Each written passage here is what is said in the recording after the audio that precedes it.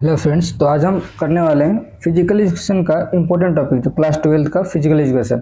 इस physical education सब लोग लेते हैं, कॉमर्स वाले भी लेते हैं, आर्ट्स वाले भी लेते हैं और साइंस वाले लेते हैं। आर्ट्स वाले तो थोड़ा पढ़ भी लेते हैं, साइंस वाले बोलते हैं एग्जाम से एक दिन पहले पढ़ेंगे। और सही बात है, हम भी एग्जाम से एक दिन पहले ही पढ़ते थे, जैसे मिड सेम हो या फिर नॉर्मली हमारा प्री बोर्ड होता था, हम एक दिन पहले 2 दिन पहले पढ़ते, उससे तो नहीं पढ़ते थे। और हम यही करते थे, नहीं पढ़ते तो हमारा बोर्ड के टाइम पे भी ऐसे हुआ था। मैं 2 दिन का गैप मिला था फिजिकल एजुकेशन के लिए। उस टाइम हम पूरा डेडली पूरा मतलब क्या करें, फटाफट में रिवीजन करना पड़ा था, इंपॉर्टेंट टॉपिक ढूंढते थे। इसलिए आपको ढूंढना ना पड़े, इसके लिए हम आपके लिए इंपॉर्टेंट टॉपिक लाए हैं।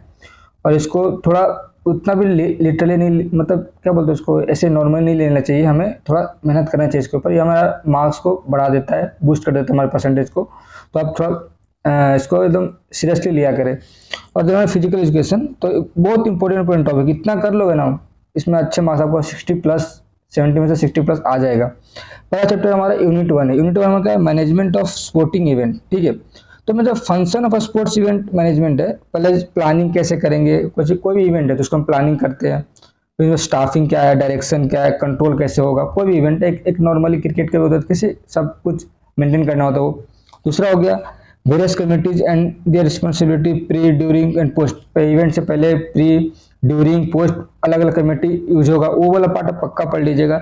तीसरा पॉइंट हमारा फिक्सर्स वाला, फिक्सर्स एंड देयर प्रोसीजर, जैसे नॉकआउट हो गया, बाय हो गया, सीडिंग हो गया। नॉकआउट तो एकदम 100% पढ़ लीजिए, बाय वाले मेथड और सीडिंग वाले एकदम 100%। लीग हो गया, स्टेयर केस और टेबलर मेथड मोस्ट पूछ लेते हैं, tabular method, staircase method को, और कॉम्बिनेशन।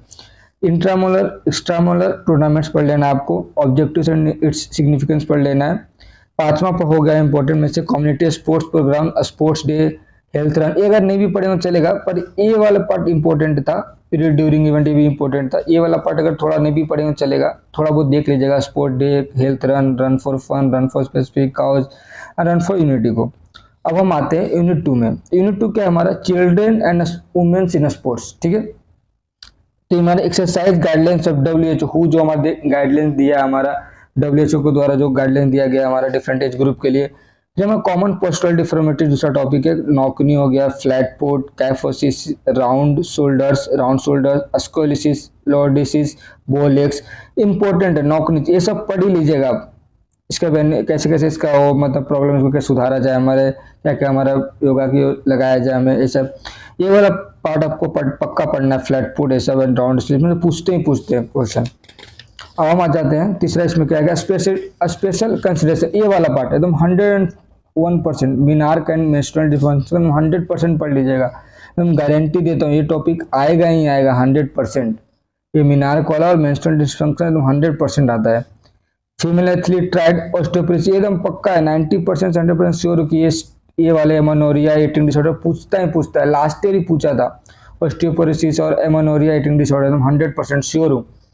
फिर यूनिट 3 हमारे का yoga as preventive measures for lifestyle disease. Obesity हो गया, हाइपरटेंशन। तो इसमें क्या करना है आपको, कुछ नहीं करना है, 4-5 योगा का नाम आपको याद कर लेना है और उसके बेनिफिट्स याद कर लेना है, कॉन्ट्राडिक्शन क्या क्या है वो याद कर लेना है। मतलब ऐसे प्राणायाम हो गया, टडासना हो गया, आपको 4-5 योगा का नाम याद कर लेना है। जो भी पूछे उसमें डाल देने का, ओबेसिटी पूछा 2-3 योगा डाल देने का। उसके बाद बेनिफिट्स, कॉन्ट्राडिक्शन आपको याद ही रहना चाहिए 2-3। हम तो ये करते थे, कॉन्ट्राडिक्शन में करते, कहीं प्रेग्नेंट में नहीं कर सकते, मतलब कुछ प्रॉब्लम ऐसा बताते, बैक वाले नहीं कर सकते, ऐसा कुछ भी हो गया हमारा। मतलब क्या बोलते हैं उसको, अगर पूछ दिया हमारे योगा के आसन तो।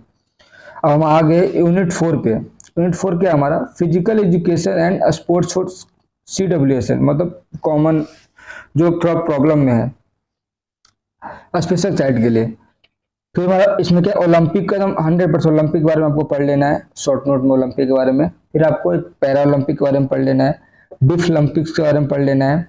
एकदम पूछ देते हैं कि अगर ये तीनों में से कोई एक तो आएगा ही आएगा, मैं एकदम श्योर ये तीनों में से एक आएगा ही आएगा, आपको पढ़ लेना है इनके बारे में। Advantage of physical activities for children special need, जो ऐसा चिल्ड्रन जिसको स्पेशल जरूरत नीड्स है, उसके फिजिकल एक्टिविटी में एडवांटेज क्या है। ठीक है, फिर strategy to make physical activity accessible for children with special need, जो स्पेशल नीड्स बच्चे, उसको स्ट्रेटेजी क्या क्या लगाए, उसको जो एक्टिविटीज को मेक बनाने के लिए अच्छा एक्सेसिबल हो, उसके लिए फायदे के लिए हो। ये वाले टॉपिक तो मैं श्योर हूँ पूछेगा, 90 से 100% के बीच में श्योर ये टॉपिक पूछ देता है एक्सेसिबल फॉर वाला चिल्ड्रन के लिए। और ये तीनों में से भी एक में श्योर होकर पूछ देगा। ठीक है फ्रेंड्स, हम आते हैं यूनिट 5 में, स्पोर्ट्स एंड न्यूट्रिशन में। ठीक है, इसमें बैलेंस डाइट न्यूट्रिशन पूछ सकता है लोग, 1-2 मार्क में पूछ सकते हैं लोग। फिर मैक्रो हो गया, मैक्रो न्यूट्रिएंट्स पूछ सकते हैं लोग। ये तो पूछ सकते हैं, दोनों डिफरेंस भी पूछ देते हैं कभी कभी, नहीं तो फिर नॉर्मल 1 मार्क में पूछ देते हैं, 2 नंबर में पूछ देते हैं हमको कि डिफरेंस बता दो। ऐसा न्यूट्रिटिव और नॉन न्यूट्रिटिव पढ़ लीजिएगा आप। अब हम यूनिट 6 में आते हैं, तो साइकिल इंडिया फिटनेस पूछ सकते हैं। बीएमआई तो पूछ देते हैं कभी कभी, बीएमआई तो पूछ ही देते हैं, मैं श्योर दोनों को कभी कभी पूछ देते हैं बीएमआई। फ्लेमिंगो बैलेंस टेस्ट पढ़ लीजिएगा। प्लेट टैपिंग टेस्ट हो गया, 600 मीटर रन वॉक हो गया, पुशअप के बारे में, सीट एंड रिस्ट फ्लेक्सिबिलिटी के बारे में पढ़ना है आपको, बीएमआर के बारे में पढ़ना है, basal metabolic rate, Rikli and Jones test ये पढ़ लेना आप। रिकली जोन्स टेस्ट पूछ देते हैं लोग, रिकली जोन्स टेस्ट पूछ देते हैं आप लोग। चेयर स्टैंड टेस्ट पढ़ लीजिएगा, आर्म कर्ल टेस्ट पढ़ लीजिएगा आप, ठीक है, आर्म कर्ल टेस्ट। फिर यूनिट 7 में आगे physiology and injury in sports, ठीक है, physiology and injury in sports. तो फिजियोलॉजिकल चेंजेज मतलब जैसे से आपको उम्र मतलब क्या आपका में चेंजेज आ रहा है फिजियोलॉजिकल, ठीक है, ये आपको पढ़ लेना, ये पूछते हैं कभी कभी। इंजरीज के बारे में पक्का पढ़ लीजिए, ये जो soft tissue injury, abrasion, strain, contusion, strain, laceration, incision, मैं श्योर इसमें से 1 2 3 4 5 6 7 है, 7 में से 2-3 के बारे में तो पूछ ही देते हैं लोग, 2-3 बार, ये आप श्योर पढ़ लीजिएगा, मैं कंफर्म हूँ, लास्ट ईयर भी पूछे थे इन लोगों ने, तो 101% टॉपिक आप कर लीजिएगा। अब हम आगे यूनिट 8 में बायोमैकेनिक्स इन स्पोर्ट्स, इसमें न्यूटन्स लॉ, मैं श्योर न्यूटन्स लॉ पूछेगा इन लोग, और साइंस वाले बच्चे हो तो आपको तो प्रॉब्लम नहीं होना चाहिए ना, न्यूटन्स लॉ के बारे में पूछे तो क्या है, लीवर्स के बारे में सब पढ़ लीजिएगा आप। Equilibrium, dynamic, statics and centre of gravity applicable in sports.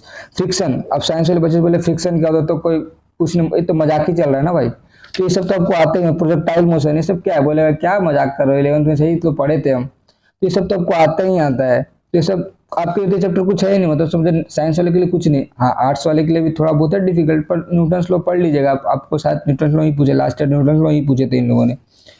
फिर यूनिट 9 में क्या है, साइकोलॉजी इन स्पोर्ट्स, ठीक है, तो बिग 5 थ्योरी पढ़ लीजिएगा 100, मैं श्योर हूँ कि मतलब पूछ सकते हैं, मेरा चांस 60 से 70% इसको दे सकते हैं कि बिग 5 थ्योरी पूछ सकते हैं। मोटिवेशन इसके बारे में लिखना हो तो लिख सकते हैं आप। अब देखो ये जो टॉपिक है ना, concept and types of aggression in sports, ये मैं इस हिसाब से 90 to 100% श्योर के टॉपिक पूछते हैं लोग, एग्रेशन का टाइप और कॉन्सेप्ट, ठीक है। सेल्फ स्टीम के बारे में पढ़ लीजिएगा आप, मेंटल इमेजिनरी हो गया, सेल्फ टॉक हो गया, गोल सेटिंग हो गया, ये सब पूछते हैं। यूनिट 10 पे हम आ गए ट्रेनिंग स्पोर्ट्स, तो मैक्रो, मेसो, मैक्रो साइकिल, ये आप 100% मतलब 100 नहीं तो 90% तो पढ़ ही लीजिएगा टॉपिक को। स्ट्रेंथ के बारे में ये जो ये है ना 1 मार्क में 2 मार्क में पूछ देते हैं, इंडोरेंस, स्पीड, इसका इस पढ़िएगा ना, तब आपको एमसीक्यू भी हो जाएगा आपको, ये तो हम श्योर हूँ। हाँ, स्ट्रेंथ, इंडोरेंस, स्पीड इसके बारे में पढ़ ही लीजिएगा, मतलब पढ़ लीजिएगा, मतलब वेरी वेरी वेरी इंपॉर्टेंट है। फ्लेक्सिबिलिटी के बारे में 100%, coordinative ability 100%, circuit training, introduction important, ये भी टॉपिक बहुत इंपॉर्टेंट है, पढ़ ही लीजिएगा, वेरी वेरी इंपॉर्टेंट है।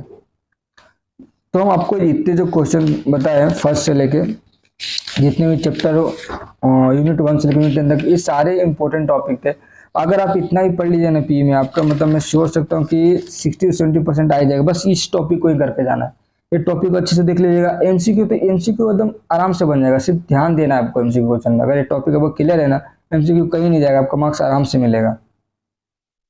और ये सीडिंग मेथड और बाय मेथड तो कर ही लीजिएगा, इसमें से क्वेश्चन पूछता ही पूछता है, मतलब 100% श्योर है सीडिंग और by method. Thank you friends, अगर आपको बेनिफिट मिले इससे तो लाइक करें, सब्सक्राइब करें, नहीं अच्छा लगे तो कोई दिक्कत नहीं, लाइक सब्सक्राइब